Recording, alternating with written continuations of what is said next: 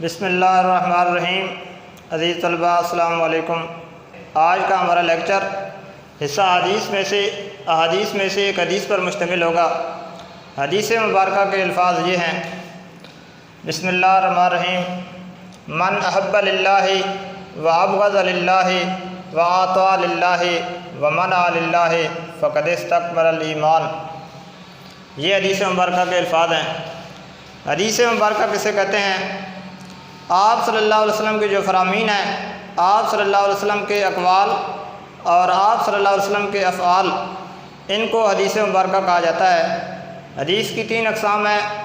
آپ صلی اللہ علیہ وسلم کا ہر قول حدیث پر مشتمل ہوگا۔ آپ صلی اللہ علیہ وسلم کے ہر فعل کو حدیث کہا جائے گا، یا وہ فعل، وہ کام جو کسی صحابی رسول نے آپ صلی اللہ علیہ وسلم کے سامنے کیا ہو اور آپ صلی اللہ علیہ وسلم نے اس صحابی کو اس کام کے کرنے سے منع نہ کیا ہو، اس کام کو پسند فرمایا ہو، وہ بھی حدیث کہلائے گا۔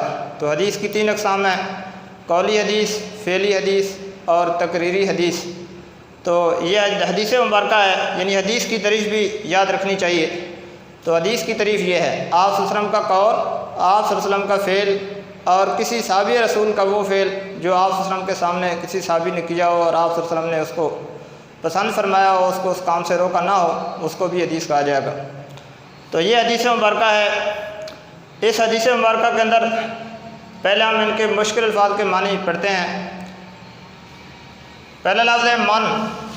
من کا مطلب ہوتا ہے جس نے، من جس نے، احبا محبت کی، للہ اللہ کے لیے، وابغضا، ابغضا کا مطلب ہوتا ہے بغض رکھنا، دشمنی رکھنا۔ ابغضا جس نے بغض رکھا، دشمنی رکھی، للہ اللہ کے لیے۔ وا کا مطلب اور ہوتا ہے عربی میں آتا کا مطلب ہے عطا کیا، للہ اللہ کے لیے۔ اور منع کا مطلب ہوتا ہے منع کرنا، روکنا، منع روکا، للہ اللہ کے لیے۔ فقط پس تحقیق عربی کے اندر جس چیز پر، جس حکم پر زور دینا ہو، جس بات پر، اس کے لیے انا بے شک یا قد کا لفظ استعمال کیا جاتا ہے۔ فقط پس تحقیق، استکملا کا مطلب ہے اس نے مکمل کر لیا، استکملا اس نے مکمل کر لیا ایمان کو۔ تو یہ جو حدیث مبارکہ کے لفظی معنی ہیں۔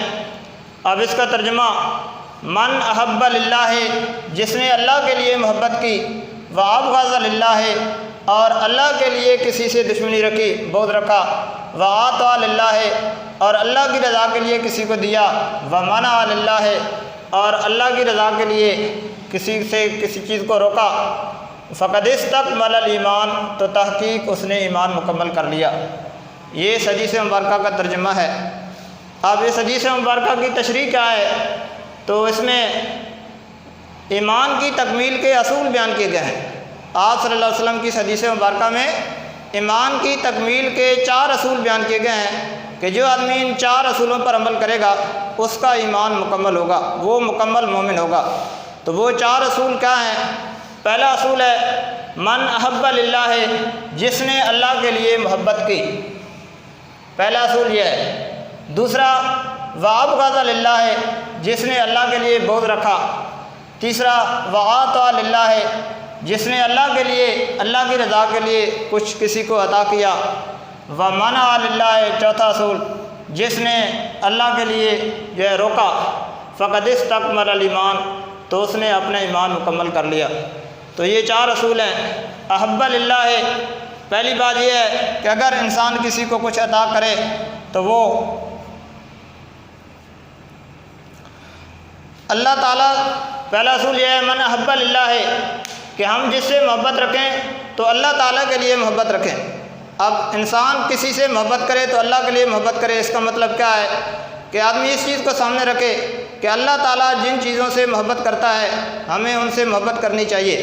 جیسے اللہ تعالیٰ کو جو ہے جو لوگ پسند ہیں، جو جگہیں اللہ کو پسند ہیں، جو چیزیں اللہ کو پسند ہیں، ہمیں وہ جو ہے ان سے محبت رکھنی چاہیے۔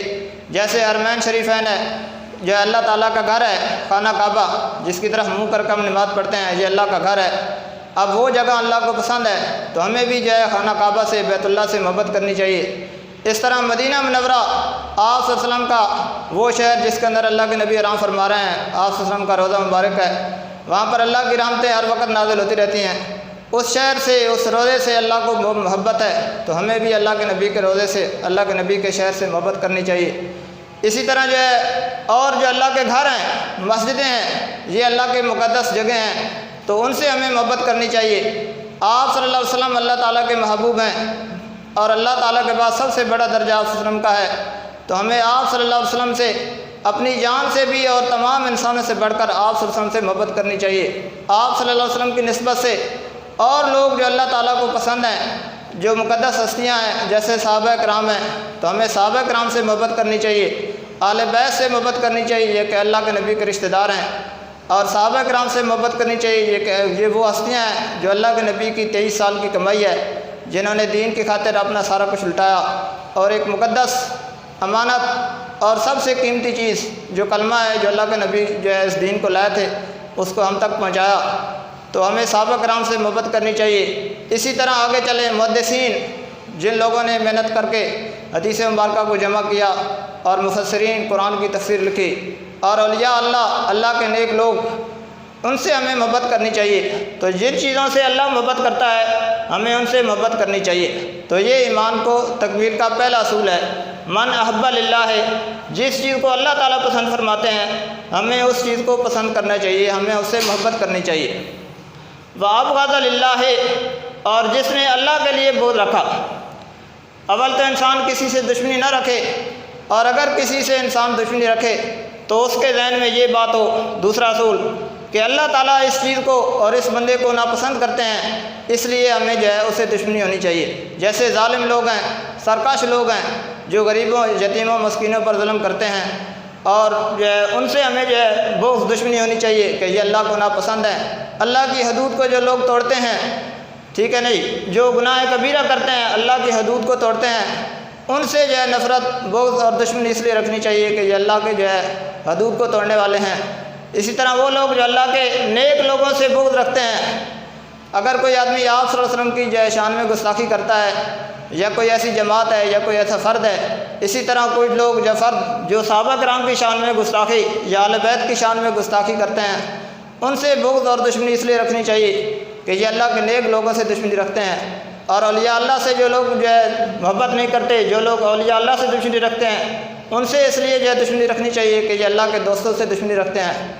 تو یہ جو ہے وہ لوگ ہیں جو اللہ کو ناپسند ہیں، ان سے دشمنی رکھنا، یہ جو ہے ایمان کی تکمیل کا دوسرا اصول ہے۔ وَأَبْغَضَ لِلَّهِ، تیسرا اصول وَآتَى لِلَّهِ، اور اللہ کی رضا کے لیے عطا کرنا۔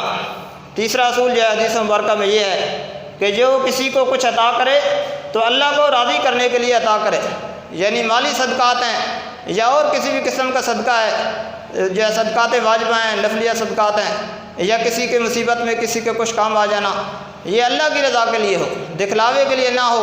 ہم کسی کے اوپر کچھ خرچ کریں تو اس لیے خرچ نہ کریں کہ لوگ ہمیں کہیں گے کہ یہ بڑا سخی ہے، یا کوئی اور اسے دنیاوی لالچ مقصود نہ ہو، لوگوں کو دکھانے کے لیے یا کوئی لالچ، صرف اللہ کی رضا کے لیے لوگوں پر خرچ کرنا، یہ ہے وَآتَى لِلَّهِ، اس سے کوئی اور دنیا کا مقصد نہ ہو۔ وَمَنَعَ لِلَّهِ، اور چوتھا اصول ایمان کا یہ ہے وَمَنَعَ لِلَّهِ، اور اللہ کے لیے روکا، جس نے اللہ کے لیے روکا، چوتھا اصول یہ ہے۔ اب اللہ کے لیے روکنے کا مطلب کیا ہے کہ اگر آدمی کسی کو کچھ عطا کرنے سے روکے تو وہ بھی مقصد یہ ہو کہ اللہ تعالیٰ جو ہے اس کام کرنے سے منع کر رہے ہیں، اس لیے منع فرما رہے ہیں، اس لیے اس سے روکے۔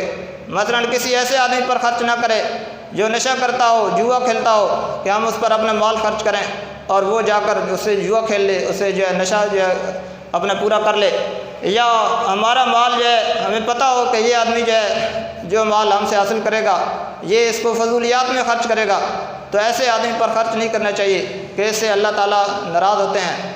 تو یہ جو ہے ایمان کا چوتھا اصول ہے۔ فَقَدِ اسْتَكْمَلَ الْإِيمَانَ، تو تحقیق اس کا ایمان مکمل ہو گیا۔ جس نے ان چار اصولوں پر عمل کیا حدیث مبارکہ کے مطابق، اس کا ایمان مکمل ہو جائے گا۔ دوبارہ جو ہے دہرا دیتے ہیں، من احب للہ، جس نے اگر انسان کسی سے محبت کرے تو اللہ تعالیٰ کے لیے، اور اگر انسان کسی سے بغض رکھے تو اللہ تعالیٰ کے لیے، اور اگر انسان کسی کو کچھ عطا کرے تو اللہ تعالیٰ کو راضی کرنے کے لیے، اور اگر انسان کسی کو کچھ عطا کرنے سے روکے تو وہ بھی اللہ تعالیٰ کے لیے۔ تو جو انسان ان 4 اصولوں پر عمل کر لے گا فقد استکمل الایمان، تو تحقیق اس کا ایمان مکمل ہو جائے گا۔ تو یہ تکمیل ایمان کے 4 اصول اس حدیث مبارکہ میں بیان کیے گئے ہیں۔